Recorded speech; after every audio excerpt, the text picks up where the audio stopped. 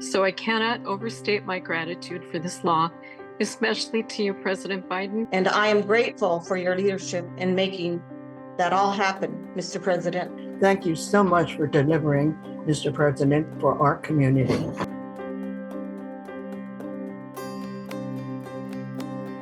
Four years ago, when I came to office, the pandemic was raging and our economy was reeling. 4 years later, there's still more to do, but we had one of the most extraordinary periods of progress ever in the history of this country. I signed historic laws modernizing our infrastructure, bringing new chip factories back to the United States, lowering prescription drug prices, and fighting the climate crisis and gun violence, and so much more. All is part of what we're calling an Invest in America agenda. That's what we're going to talk about today.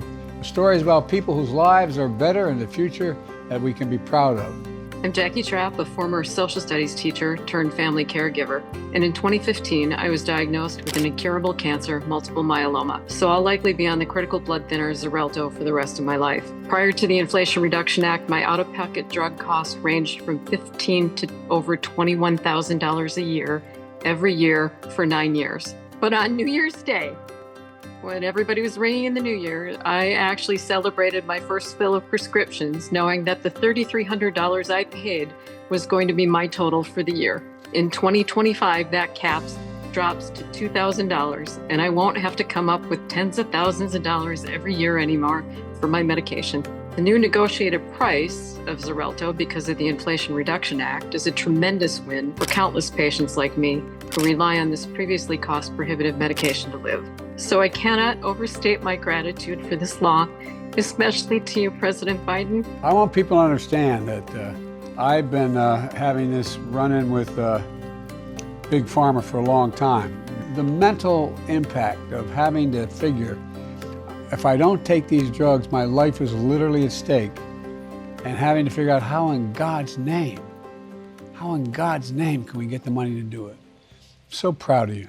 Well, listen, first would say we're very, very thankful to you, Mr. President. Over the last 4 years, as you stated, wages, income, and employment have been on the rise in Birmingham. The average income has increased by more than 10,000, and we've exceeded pre-pandemic employment by over 17,000 jobs. And I can say without a doubt that is directly related to the Biden administration. As the state of Alabama is the epicenter of the automotive industry, we're seeing a boost because of your Inflation Reduction Act. So we truly thank you. My name is Amelia Flores, and I'm the chairwoman of the Colorado River Indian Tribes. During my first few months on the job, our tribal utility director came to me with some bad news. We needed a new well, and there was no way we could have pulled this off until you passed the ARPA and bipartisan infrastructure law. This project will allow us to address the housing shortage on our reservation. It helps our businesses and our economy grow. And I am grateful for your leadership in making that all happen, Mr. President. I'm grateful to you, and by the way, I learned a long time ago, it's Indian nations, and that's exactly how you're handling it, that's how it's treated, and the sovereignty is real. My name is Cecilia Moyep.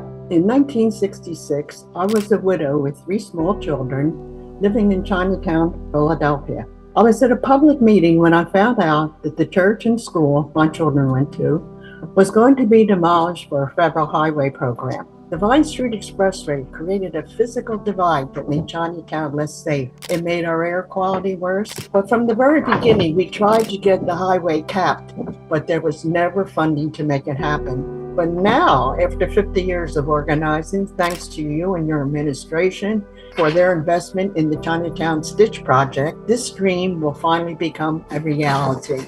And it would never have happened without your funding. Thank you so much for delivering, Mr. President, for our community. Cecilia, I know your community pretty well. I live down the road in Delaware, and I-95 went through my community, and it divided entire communities. It's 4 lanes across, and we've been fighting for a long time. We finally got the money. It's going to take a little time, but it's going to be complete. It's going to be done. The money is there. And by the way, there's a photograph of you with a shovel in your hand up on the board here, and a hard hat on, celebrating the turn of the spade to this getting going. All Americans deserve a future worthy of their dreams. And that future we're building today, and we're doing it, and we're able to afford to do it.